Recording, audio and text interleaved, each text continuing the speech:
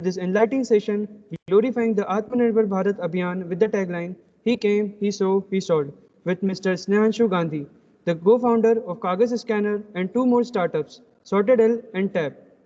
Hello sir. My name is Madhav Malani. I am an executive at EDC and will be hosting today's webinar.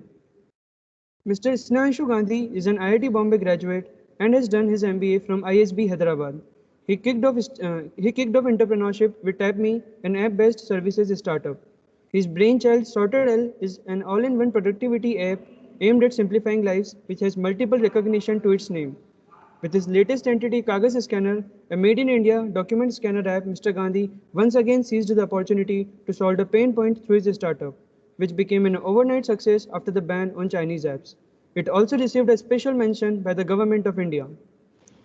For a person who has invested so much of his time into his startups, working towards making a contribution to multiple domains, I am sure our guest has lots to inspire us.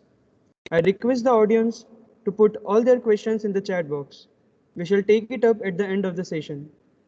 Now I invite Mr. Gandhi to enlighten us with his entrepreneurial exploits. Over to you, sir.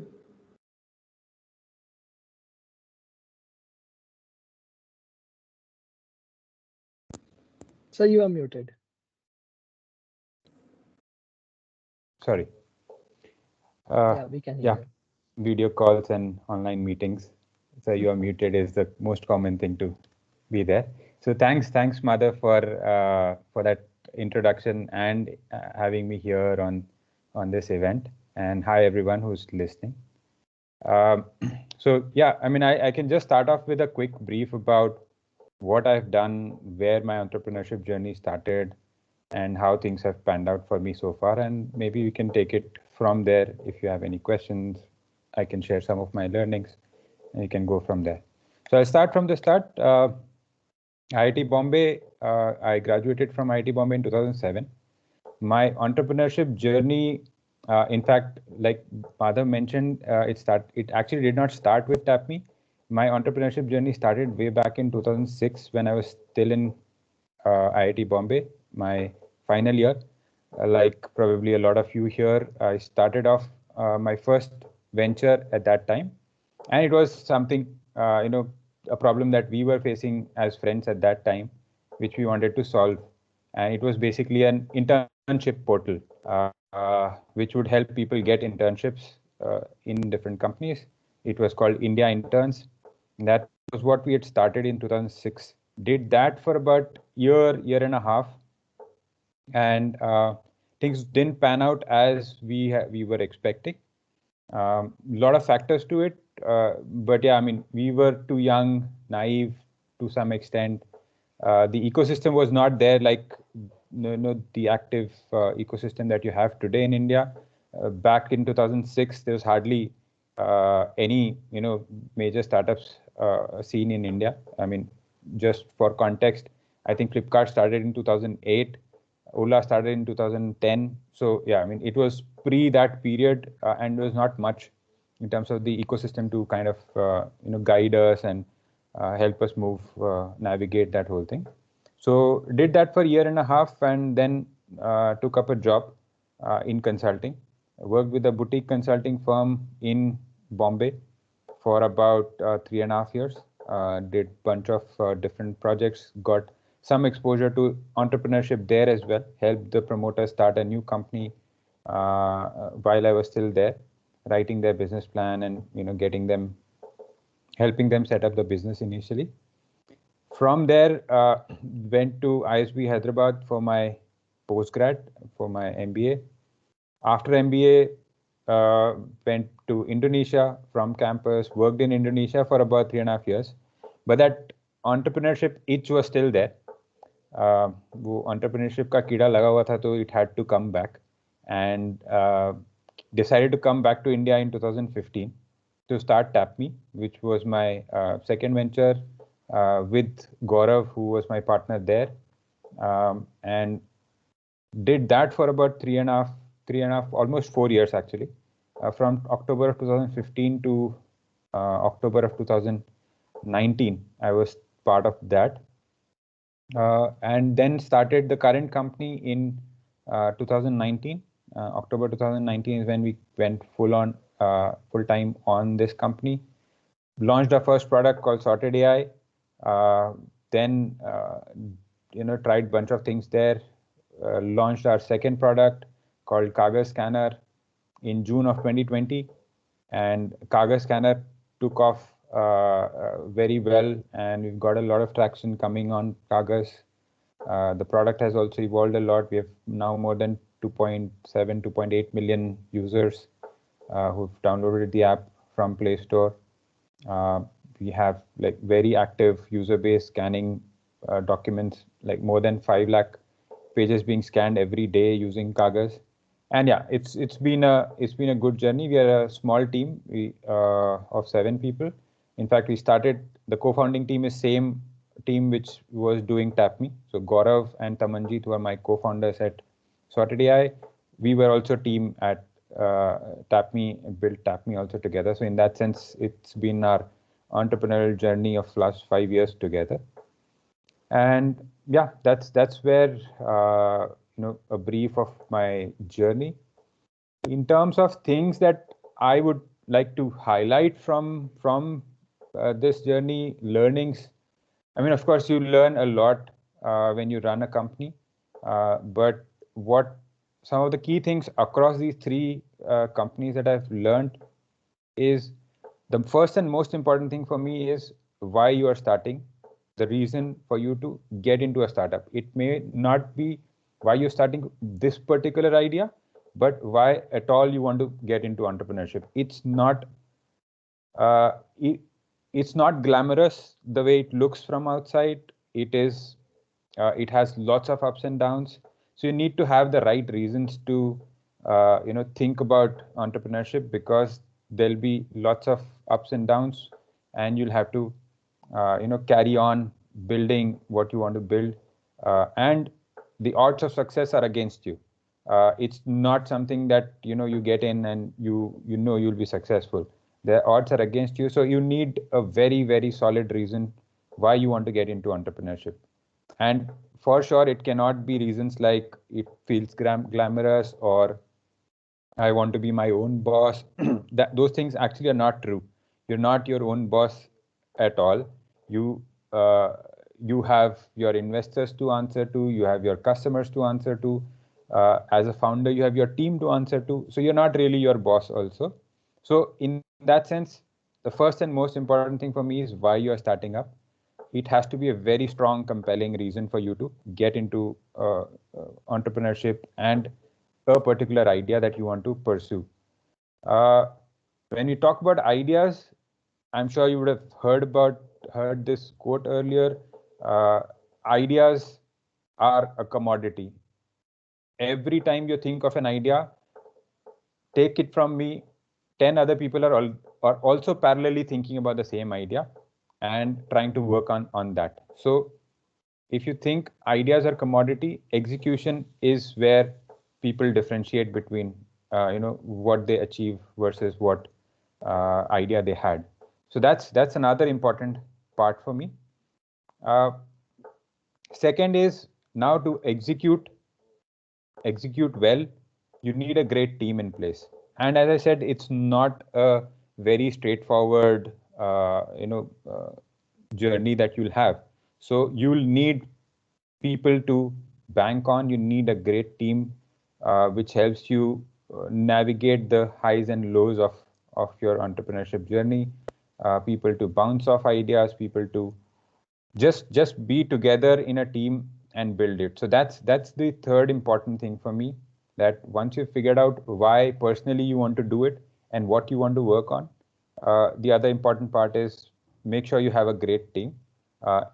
Ideal would be have great co-founders. If if at all you decide to work as a solo founder, make sure that you get great early team members on the team who complement you, who can support you, who can build towards the vision that you have. That's number 3. Once you've figured, this is the idea, this is the team that we're going to work on. Now the most important part from building a company's perspective is build something that people want. Build something that people would love. And that is basically the initial phase of your startup journey should be focused completely on that. Are we building something that people are going to love? Are we building something which people are using it every day or as frequently as possible? And that is basically what you would have heard the term called product market fit. That is product market fit, to figure out something that everyone is going to love and use, and it becomes a part of their regular daily life. That's where your initial years should be focused on. Once you have kind of figured that out, there comes a part of building the company.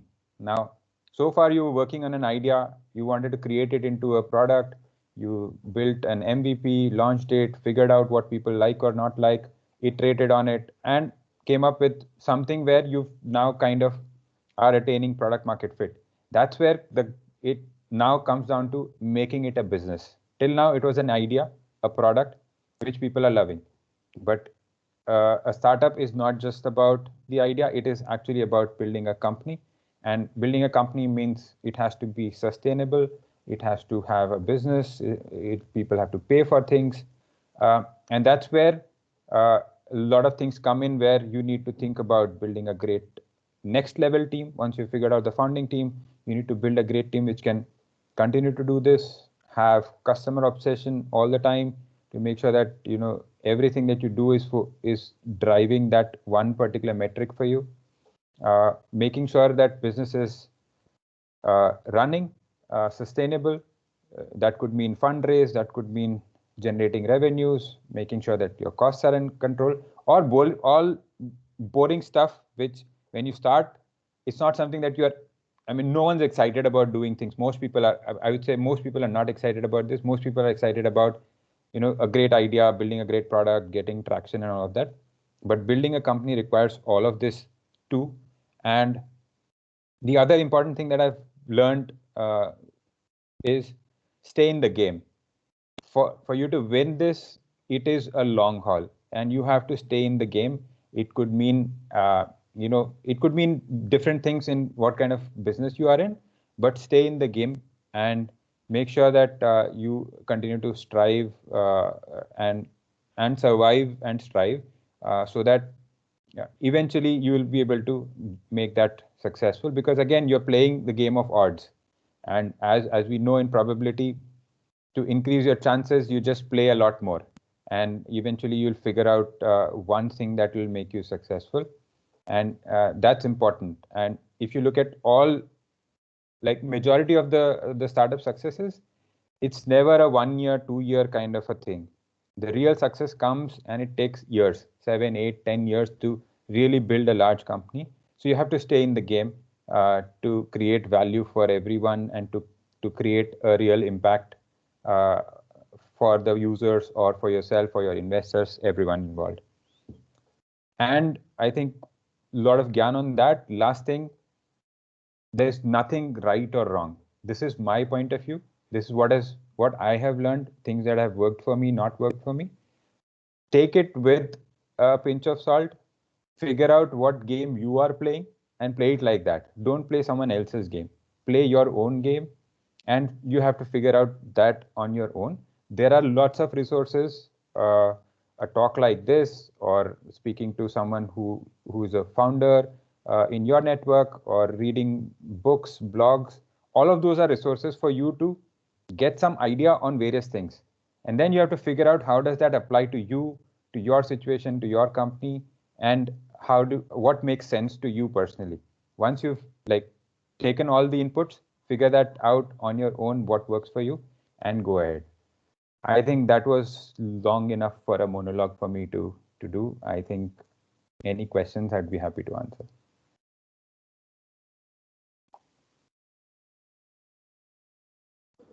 Thank you very much, sir.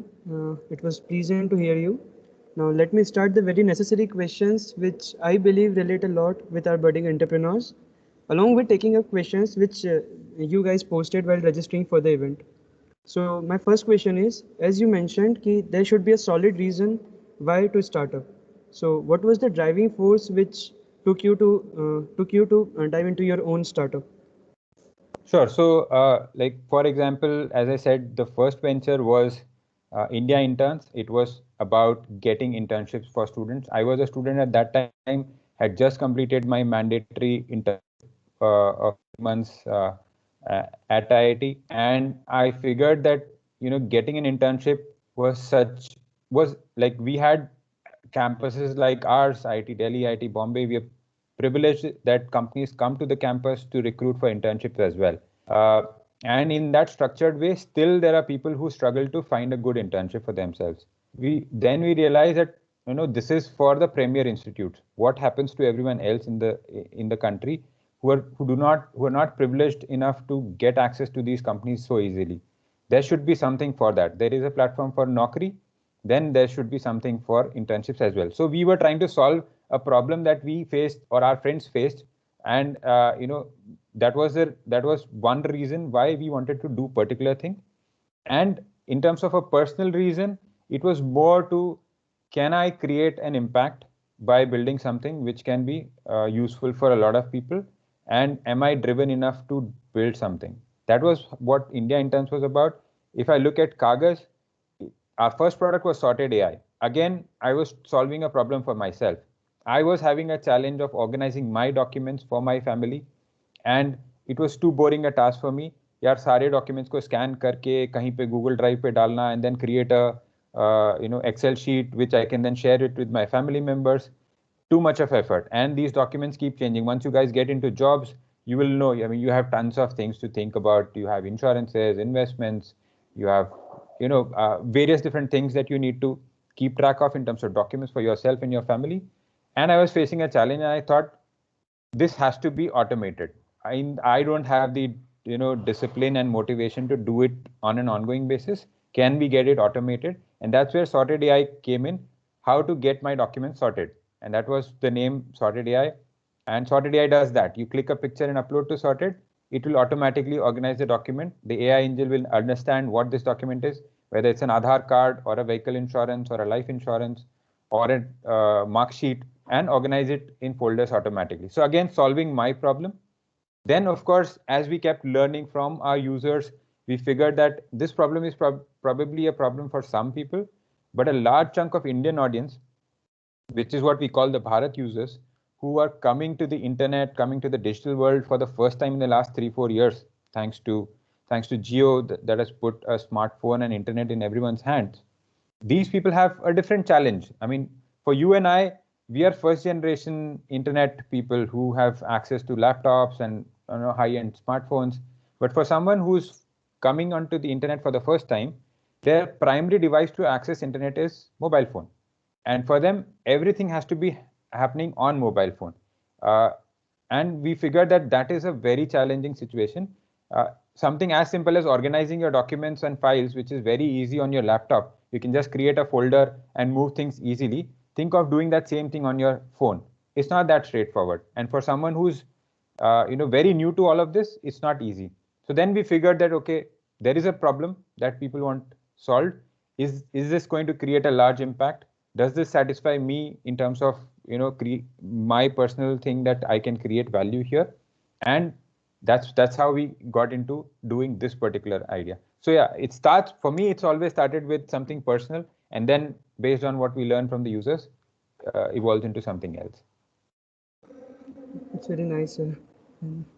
So my next question is कि many entrepreneurs have very unconventional journey to a startup. Like some of them are the college dropouts, and some of them are even school dropouts, like Mr. Nikhil Kamath or Zerodha, and there are many more.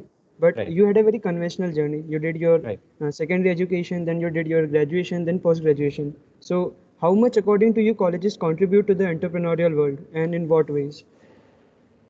So entrepreneurship, honestly, no one can really teach you entrepreneurship. I have got engineering degree from IIT, did my MBA also. MBA is supposed to be all about management. It teaches you a lot, but entrepreneurship is not really something that anyone can teach you, whether it's school or college. You can get exposed to different ideas, which is what colleges are supposed to do.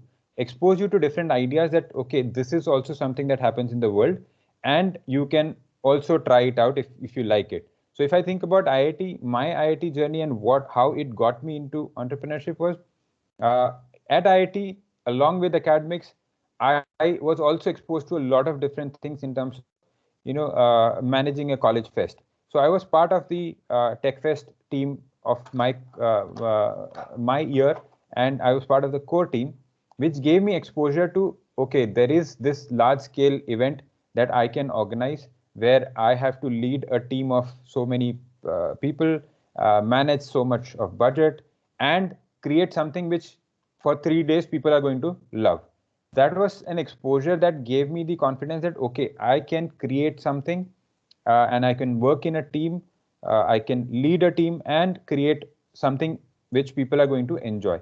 So that was one thing that I would credit being in college too, that it exposed me to that.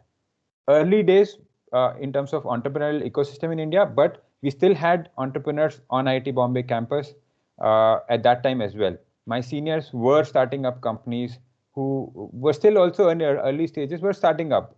Some of them were still in college and trying to do something.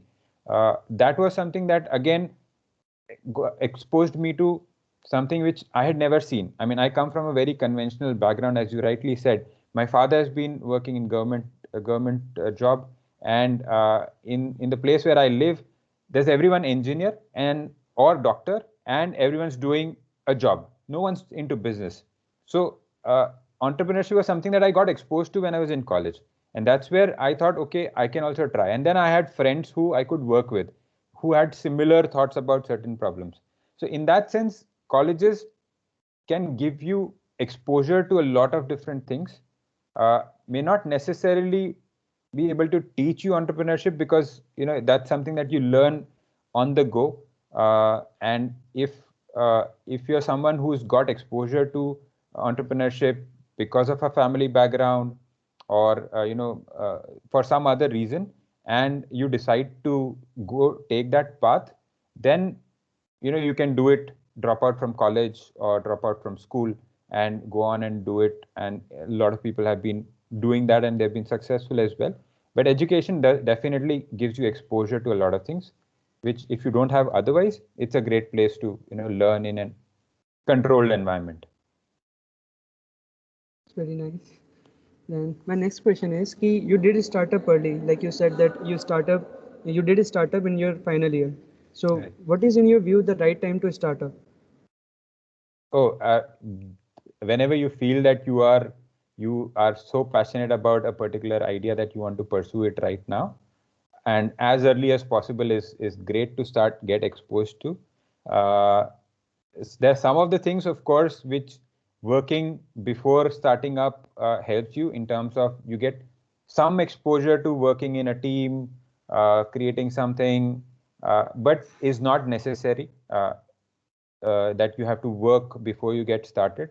And as early as possible, I would say, because as we get addicted to the I would say one of the most addictive drugs that exist there, the salary, it becomes more and more difficult to leave.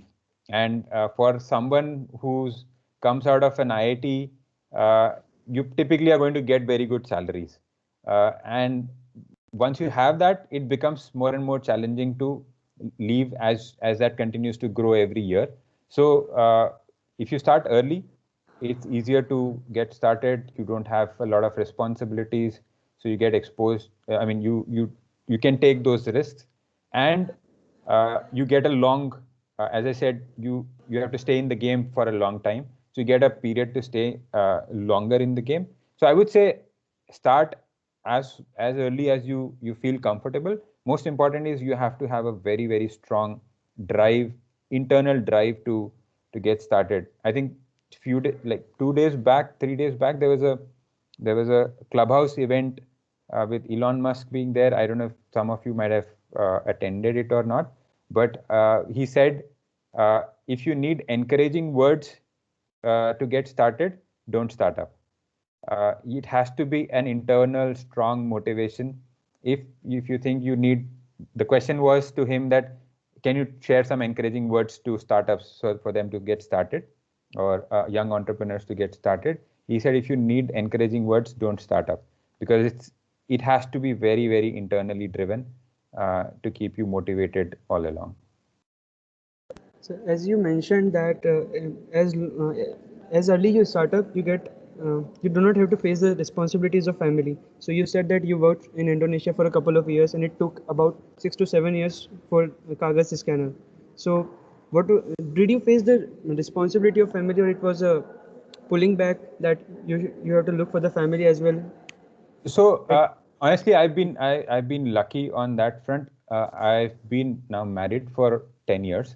I have a daughter as well. So when I started started TapMe, came back from Indonesia to start TapMe, my daughter was just born, and in that sense there was a lot of responsibility.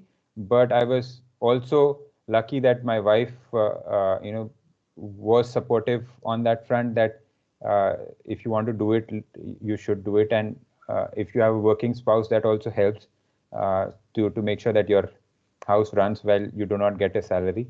So those are important things, and it is very, very important to get a buy-in from your family, whether it's, if you're married, then wife, otherwise wife or husband, or parents otherwise, to get a buy-in, because they'll be important part of your journey, and they will have to bear with you on all good or bad days.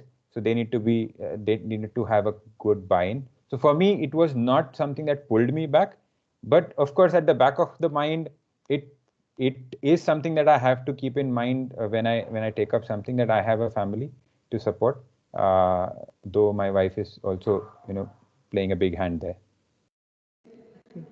So it is something not working for 5 to 6 years. So like you have done the startup and it's not quite growing. So if it would not have worked for say more than a year or some more time, so what is it with which you have continued your career with? Like, would you have ever thought to drop the plan of startup and again continue the job? Sure. So in that sense, I mean, my previous startup, TapMe, was something that we tried for 4 years, and we tried a bunch of things there. Eventually, it did not work out. And I mean, luckily for me, or I don't know if I was thinking that way, but I had another idea that I felt is something that we can work on, and we wanted to pursue it. So we decided to jump on it. If I was not like being an entrepreneur, I don't know what I'll what I'll do. I'll probably work in some. I enjoy working in smaller setups, so I would, if not my own startup, I would probably be working in a startup, in probably an early stage, where I can work on something, building something new, and have a lot more impact than probably working in a large company. But I don't know. After having been an entrepreneur, at times I feel like I'm not employable anymore, probably because you do end up doing so many different things that you're not really specializing in one particular thing, unless of course you're a tech guy who's been a tech guy for always, then you're still specializing. But someone like me who's been a generalist with my startups, I don't know. Probably working in an early stage company, doing a generalist role somewhere. And my next question is, generally two types of strategies are seen. Like first an idea comes, then people collaborate to start up. Or first people collaborate, then they search for an idea. So what was the case with you, and what is your view on the two cases? Like how should people move for this?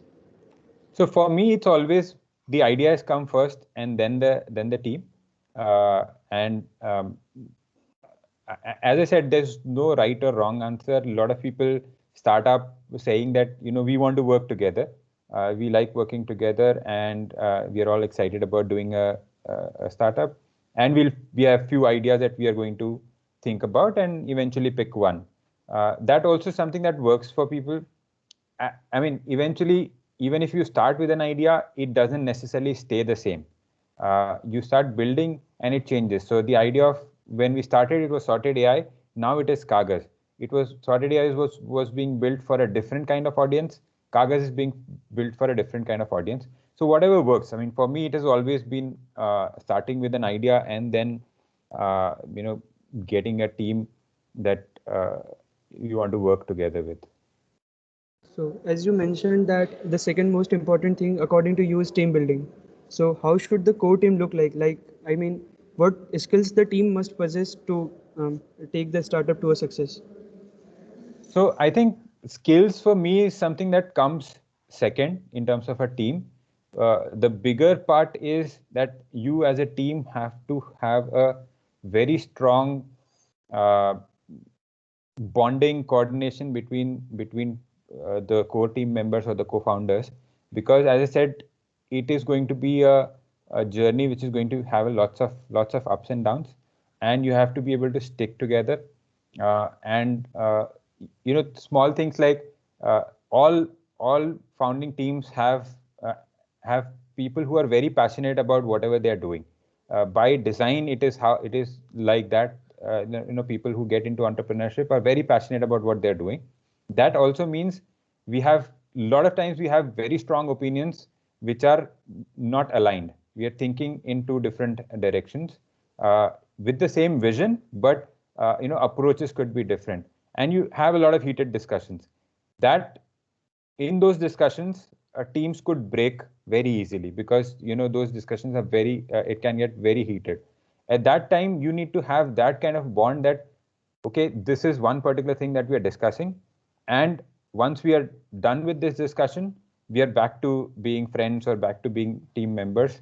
We are not taking anything personally, that how can he say this to me, or whatever that topic of discussion be. So it has to have that, the co-founding team has to have that kind of bonding, where you have the comfort of having open conversations about everything. Then comes skills, which is also important, that if you're looking at building a particular kind of business, you need to have all kinds of required skill sets. So in our case, for example, when we started building Sorted AI, between the three of us, I looked at product, Taman looked at tech, and Gaurav looked at growth. And since we had worked on a startup before this together, we knew our core strengths, what everyone brings to the team. And these were the three things that we needed for building a tech-focused productivity, building productivity tools for people. And in fact, for almost a year, we did not hire anyone else. It was just three of us building, because within the three of us, we had the capabilities to build, to grow, to everything, including running the business, designing. Everything was internal. So for me, the skill sets depend on what kind of business you are going to run. And but before skill set, it comes that you have to have that kind of understanding and bonding between the team members. Now let us come to Kaagaz. So when and how did the idea of Kaagaz come? Did the idea was born out of an opportunity to grow when the ban on Chinese applications was announced? So actually, we launched Kaagaz Scanner 15 days before the ban happened. So Kaagaz was launched on 13th or 14th of June, and the ban happened on 29th of June. So it was actually not something that came because of the ban. As I said, we were building Sorted AI. We had about good 40,000, 50,000 users on Sorted AI as well, who were using the product. But in our discussions and observing the user behavior, and we realized that document management, which was one of the core features of Sorted, was not something that people think about every day. It's a boring task. No one wants to. No one gets up in the morning thinking, "Aaj documents organize karunga." It's not something. It's always pushed to the next weekend. Weekend pe karunga. And that's where we felt that people were excited about the idea when we told them about it, but they were not uploading documents to Sorted. And until they do that, the AI engine cannot do anything. So that's where, observing this user behavior, talking to our users, we figured that people are using different apps to scan documents for different reasons. It could be to share with someone, or just to have a digital copy on their phone. They were doing different things with a scanner. And we thought, why not let's make a scanner ourselves, and then people will start scanning, and then the AI engine will automatically come into play after people have scanned the document for some other purpose. So that's how we thought about building a scanner ourselves. And then, of course, around that period when we were having this discussion, the Aatmanirbhar campaign was also going on from the government, and we thought that there's no good Indian scanner. Everyone's using a Chinese scanner.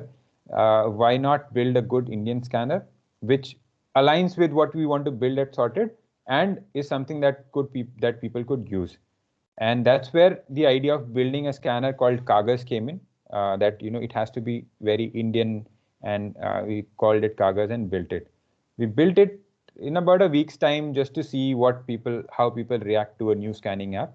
And then the ban happened 15 days later, and we got a lot of traction because people were looking for an Indian alternative, and Kagas was very clearly an Indian solution available, and people started taking it up. And then, of course, as we got more users, we learned more about what people want, and we realized that there's a much larger opportunity with the Bharat users who do not have the basic tools which the people like us have always had and thought about them as something that obviously everyone has, which is not the case. And that's how the direction of Kagas has been, around helping people manage their documents. So the ban on Chinese applications made Kagas an overnight success. So naturally, two questions arises here. So if the Chinese applications would not have banned, so how would Kagas move? What were the business plans for it? And the second question, to what extent fortune governs a startup? So to answer your first question, if so for us, Kagas was something that was a gateway to get people, acquire users and then offer them the Sorted AI offerings. That was how we had thought about Kagas, and that would have been the the business plan around that. That Kagas is something that people will use to scan documents, and specifically in this pandemic scenario when online education had become integral part of everyone's life, work from home was an integral part of everyone's life. We thought now everyone's anyway scanning documents, so people will scan, and Sorted AI engine will come into play where we'll then add more value over and above a scanner. So the plan would have been similar in terms of how we would have taken Kagas ahead. Maybe the growth would not have been as fast. It would have gradually come into play, but direction and a business plan as such would have remained the same for us.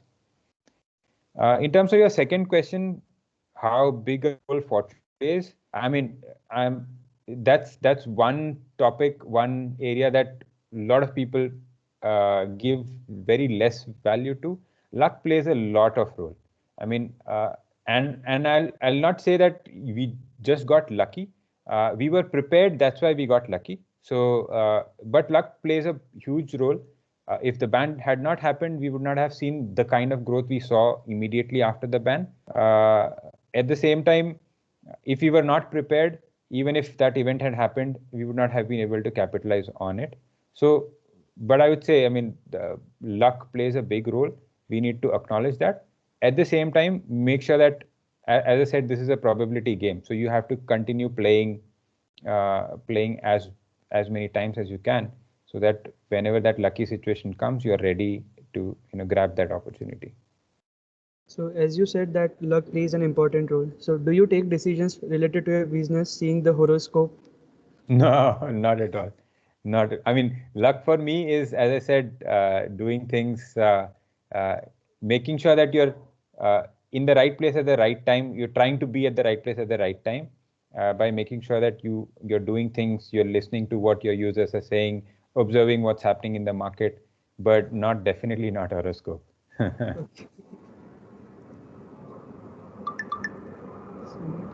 So how is Kagas scanner different from other scanning applications, and how the question of privacy is handled by Kagas?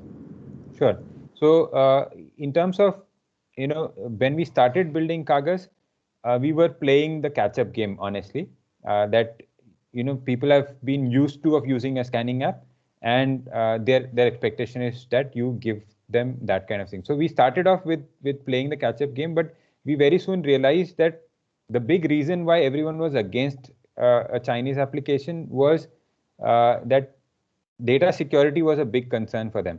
Everything that they scanned using that app, it was, they were not sure that is it being used for something, some wrong reasons, is the data being fed to some cloud servers, etc.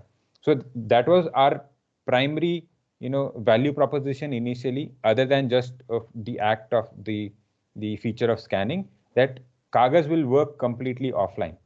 You do not need internet for Kagas to function. You do not need to have a login to start using Kagas, or to ever continue using Kagas. You do not need a login, and people had the comfort that whatever is happening on Kagas app stays on their phone.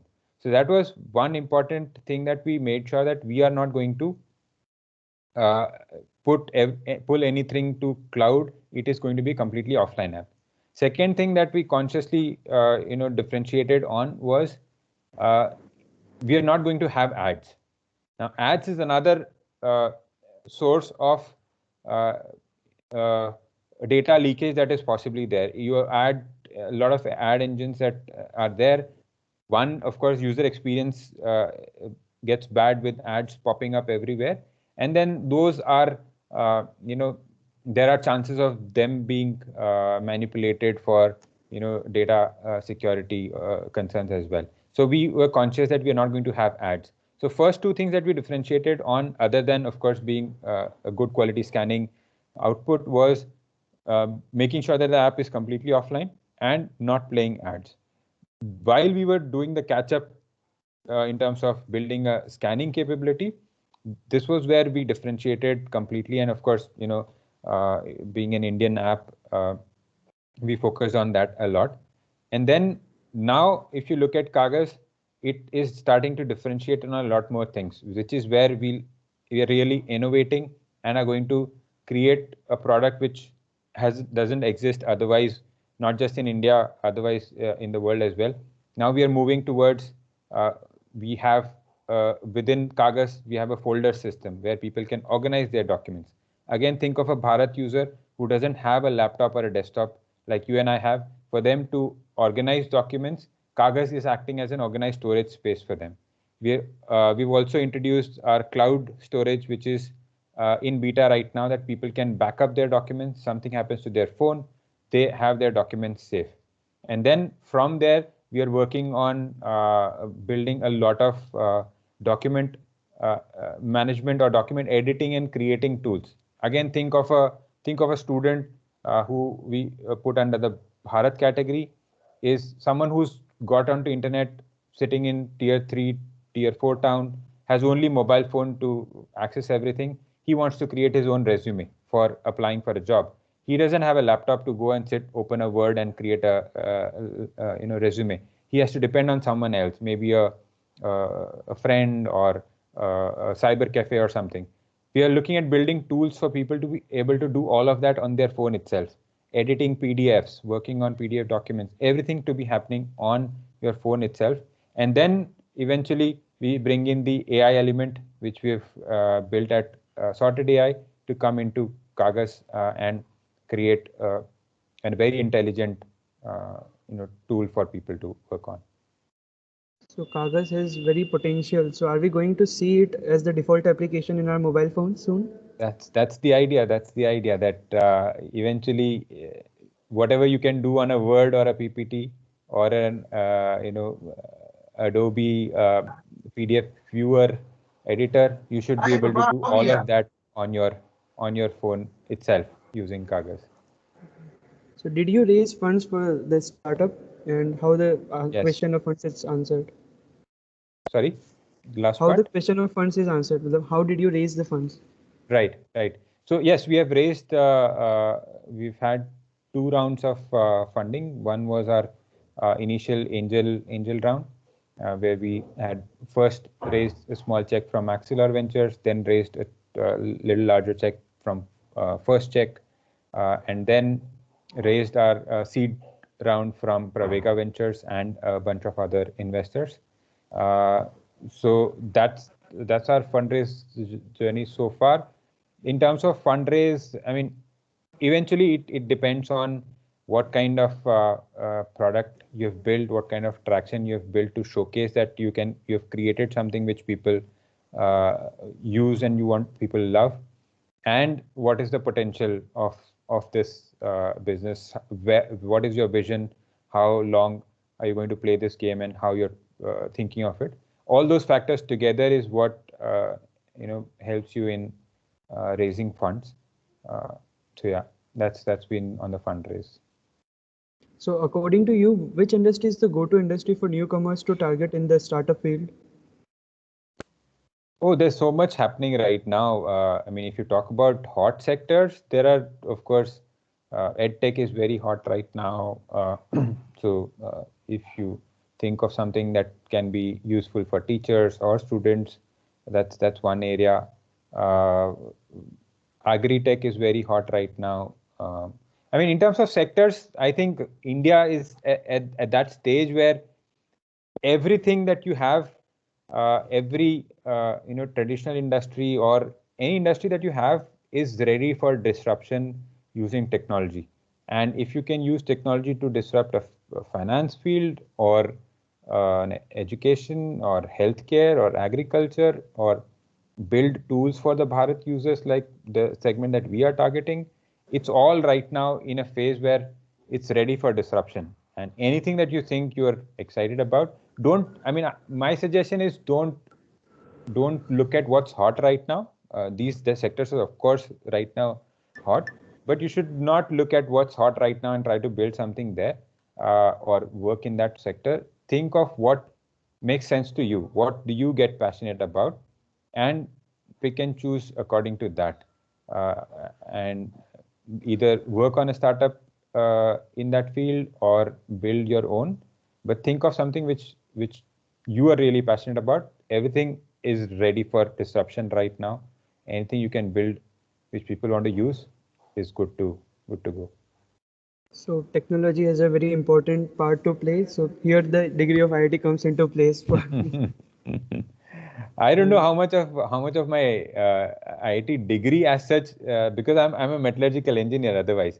So did coding a little bit during college, but that was like very minimal, just out of some curiosity that I wanted to explore.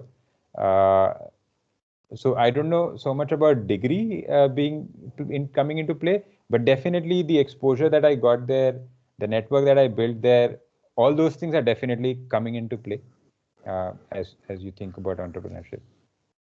So it is really pleasing to hear your story and how you turned the crucial moments in your journey to get where you are. You are truly an inspiration for all the people trying to carve their way into entrepreneurship. And the curious audience have also raised some questions. Here is one, Gaurav Agrawal. He asked, how do you assess the potential of an idea? Like you said that the product should be market fit. So how do you assess the product is market fit? Okay, so product market fit is something that eventually, I mean, it's not something that you know on day one. How we've thought about, or what I think is a fairly good way of thinking about an idea and evaluating it is, first is when you get an idea, you need to run it past a few people before even building anything. First thing is run the idea past a few people. It could be your family, it could be your friends, any network that where you can go to some people and talk about that idea, passionately talk about that idea, and this is what I'm thinking, does it make sense to you? And then see what people are how people are responding to it. Basis that, you'll get some idea that okay, this is a problem that I felt is a problem that needs solution, but there are few other people who also think this is a problem and they want a solution. Then look at a larger market. Okay, if this is a problem that I face and some of my friends face, is there some some more research that I can do, that okay, is this a large enough problem, and are there many people who are struggling with this? If you figure that there is something that that a lot of people are there's a sizable chunk that you can see based on your research, then look at building a MVP, which is basically a very basic version of your vision, and put it out to users. Let them try it out and give you feedback, and then see if people are using it or not. And after that, as you start,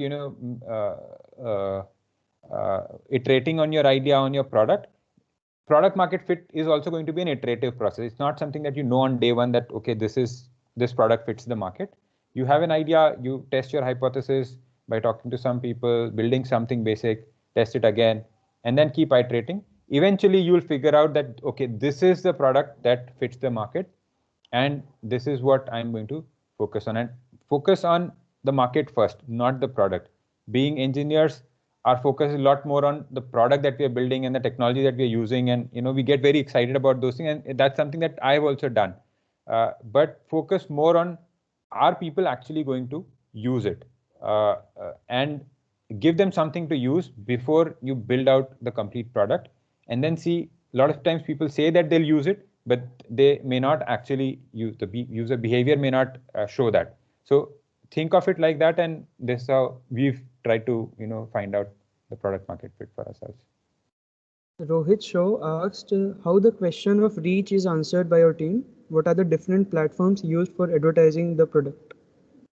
Sure. So in terms of reach, we are focused on digital mediums purely, and for us, Twitter has been the best platform that has worked for us.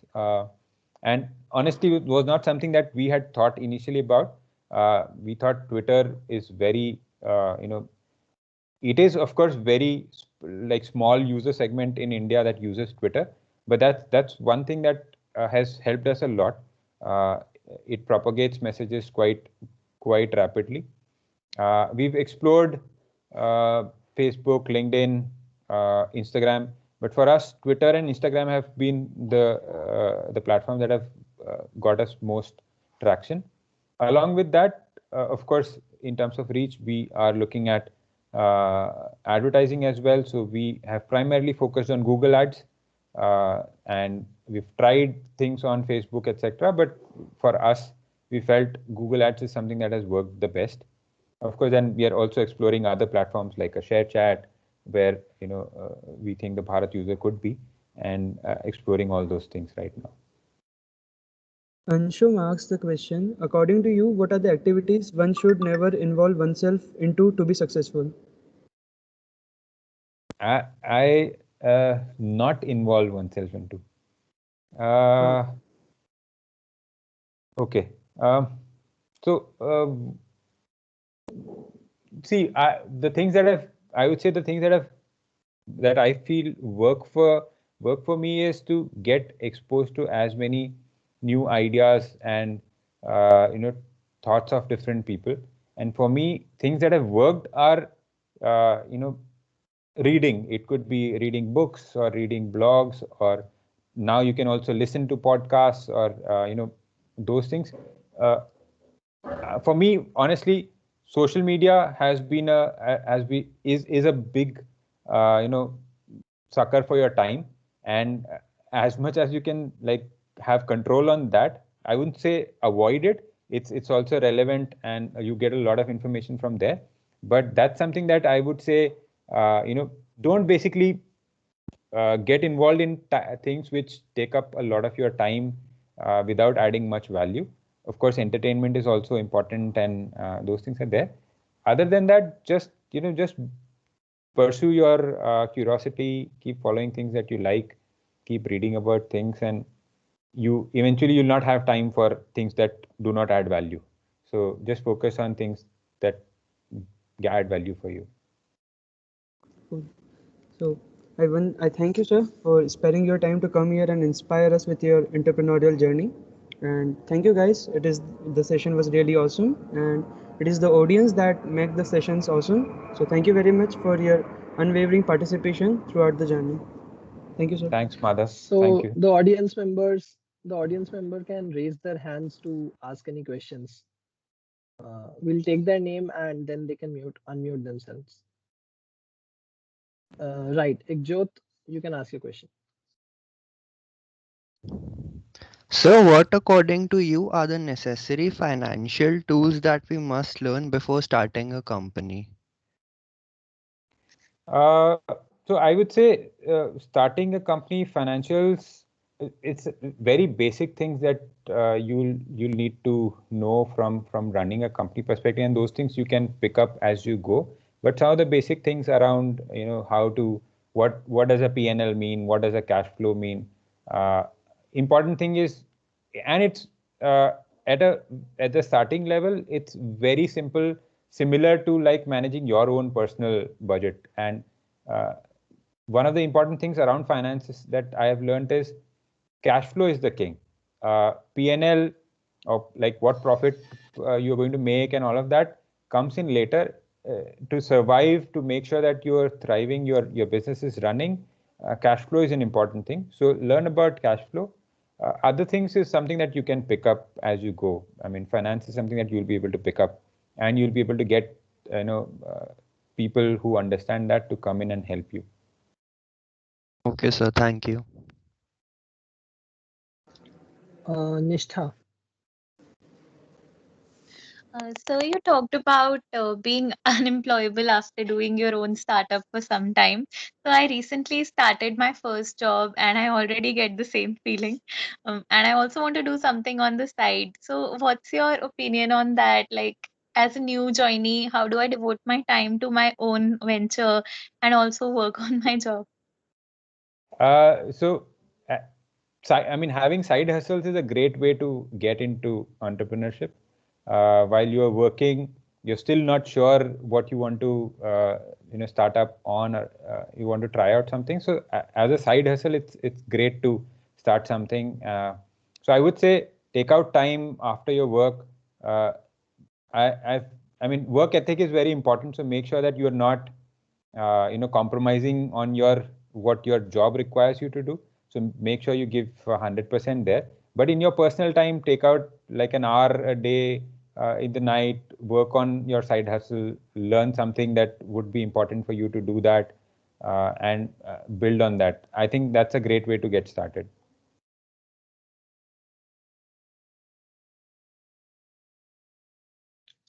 Thanks, Nishtha. Devansh, you can ask your question. Uh, am I audible? Yeah. Yeah, hi. So I just entered my second year, and I'm really excited about entrepreneurship. I had so like last year I sold some. I'm in bits, so I sold some Bitsart papers, and that's the only entrepreneur journey that I have been into. But now then, when you realize that you are in your second year and next semester you'll have your internship, so I'm having this feeling that if I'll be involved in all these things and not acquire any skills or like get into coding, I wouldn't land up in a great internship, and I might not be कहते हैं, employable, and I might miss out on jobs and stuff. So how do you tackle those feelings? And is like, am I doing it too fast? Like if I'm doing it in college, and am I missing like the bus or the train if I'm doing it too late? So these are some thoughts that I have.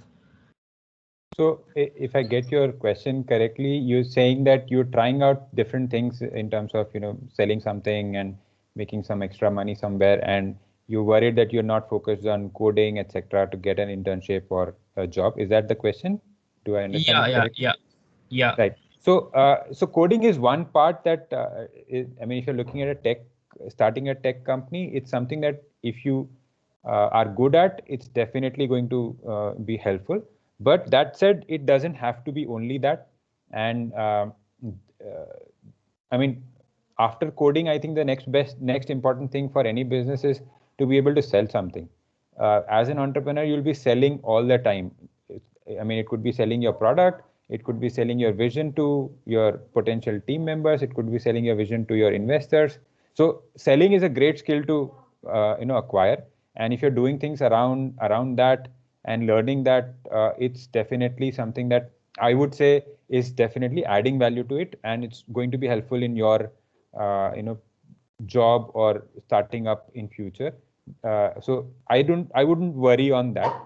Do I need to learn coding? If you feel like it, if that comes from within, that you're excited about coding, then pick it up. If not, I mean, being able to sell something is also a great skill to have.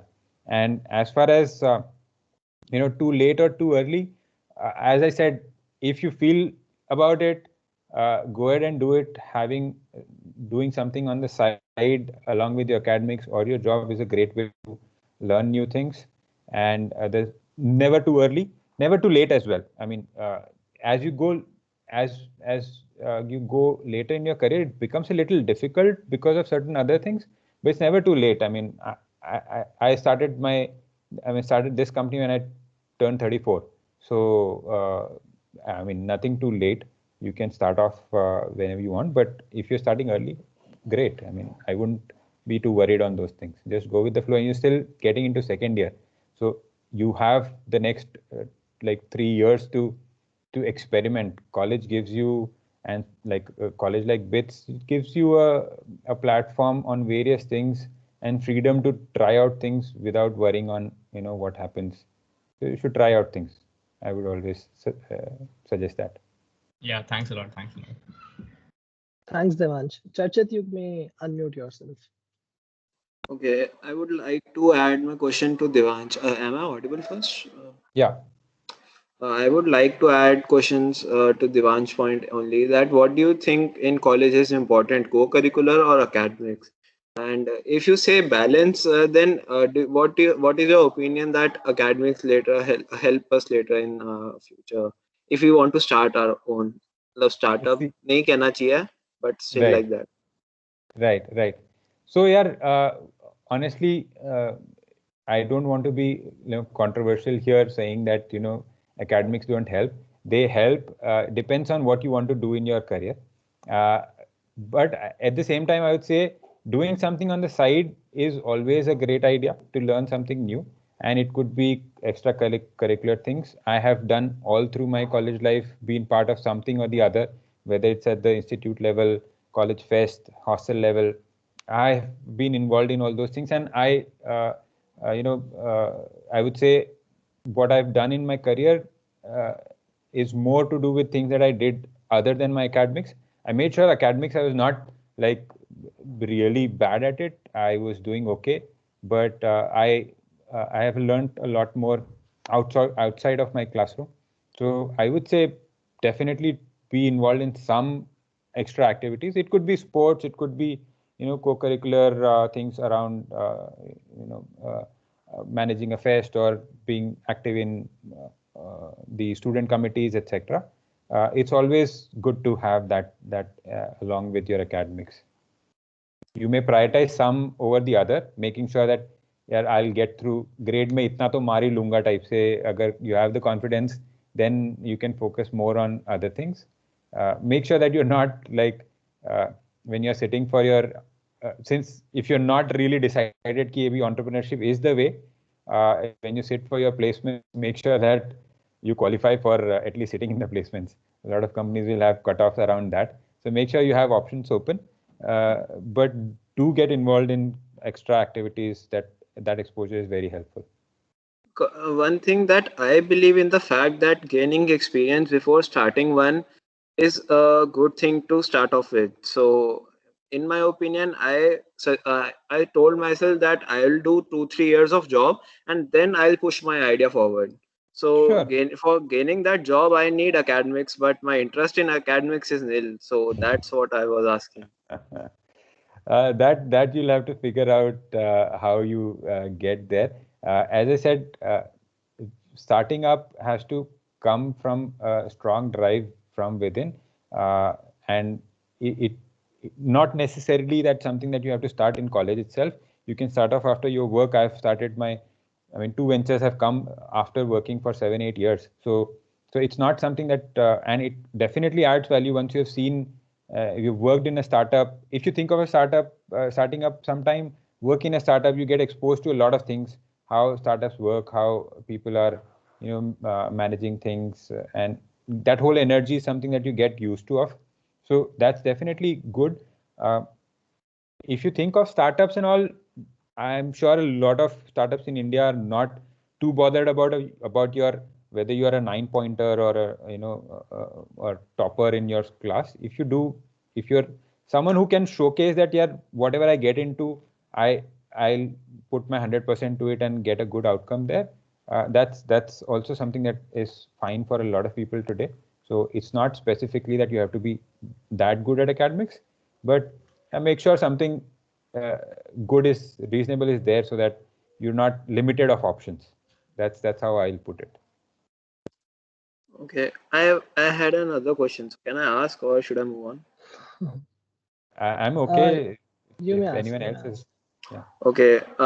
Actually, I had a doubt that instead of coding and designing, what other skill can I acquire to get a job? Because what I think personally that any person wouldn't hire me for my marketing skill or for anything like that if I do not being an if I'm not an MBA or stuff. Like, if I do not have a credibility in that stuff. Not definitely not necessarily true. If you're looking at a startup and like early stage companies, MBAs are not. I mean, when we hire for our marketing team, for us, MBA is not a criteria. We look at something that you have done from that perspective, and that's also depending on what role we are hiring for. There are some times where you hire for a little bit of a senior role where you need someone who is experienced, and there are other times where you're okay with getting someone who can hustle through their way and even is fresher. We a lot of companies do take up that also. So as such, it's not something that you need an MBA to have marketing credibility.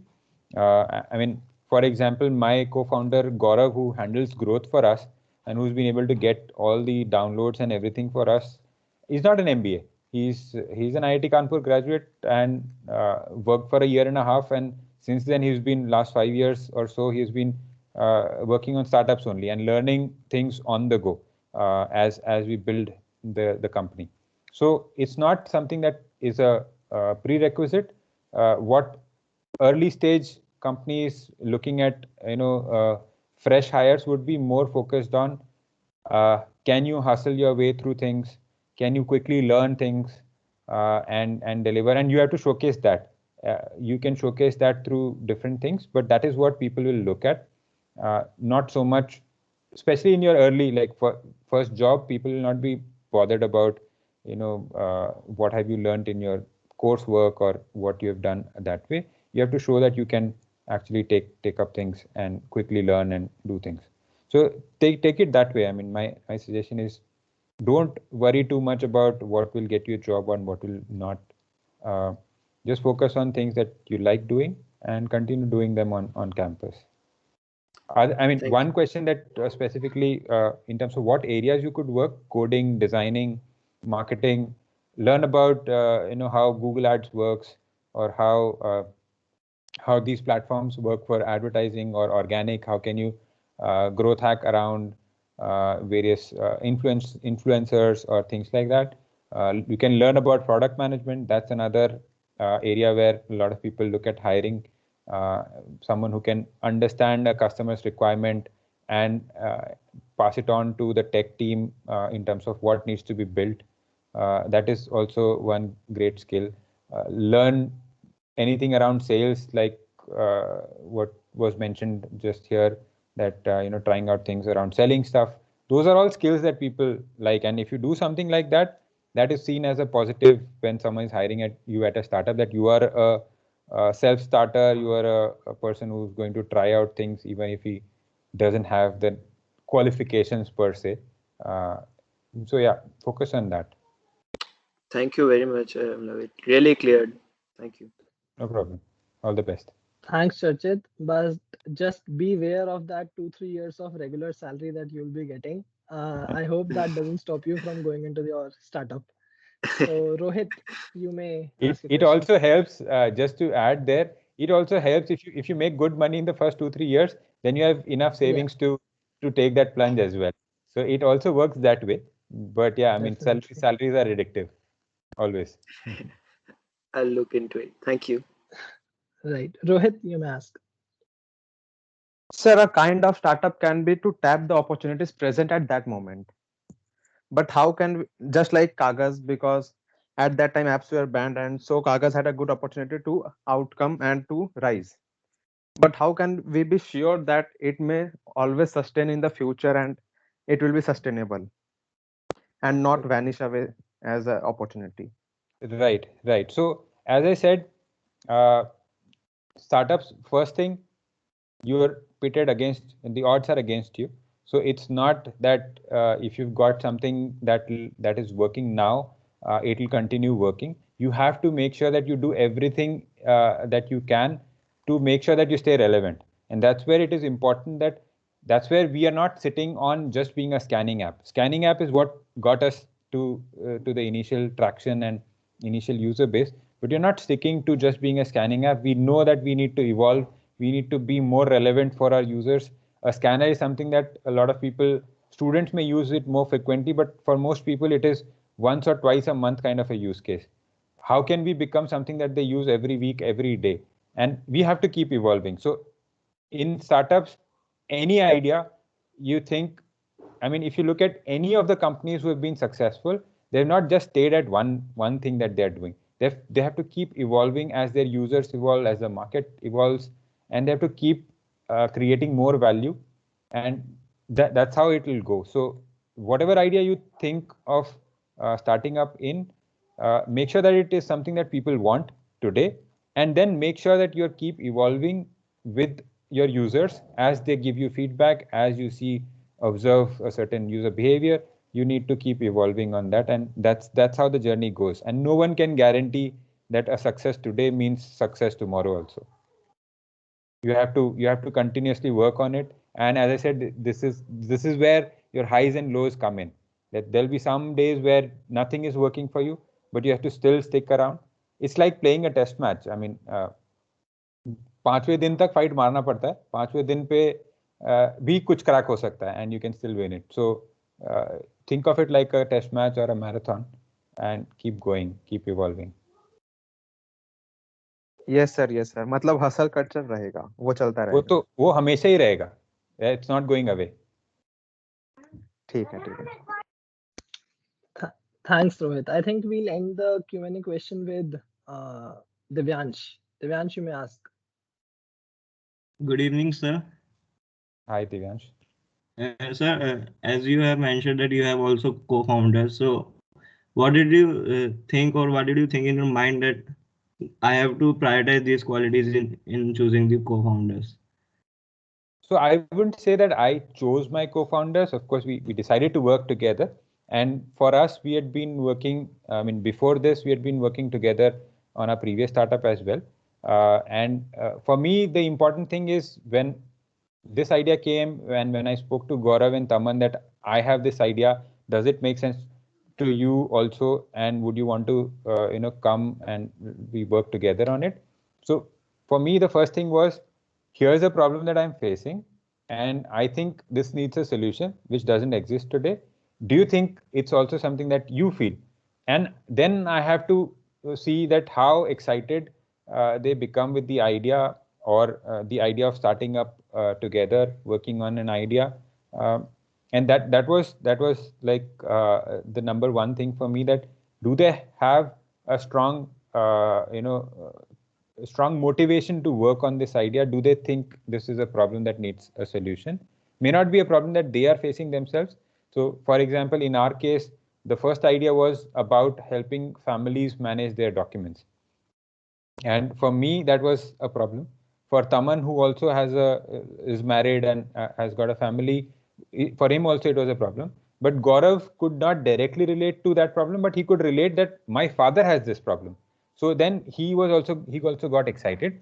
And for us, then it was like, we have the right skill sets, we have the right drive, we've worked together, we have that compatibility in terms of, being able to ride through all the ups and downs, and we thought, we can work together, and that's how it came for us. Okay, so compatibility, like friendship, like matters.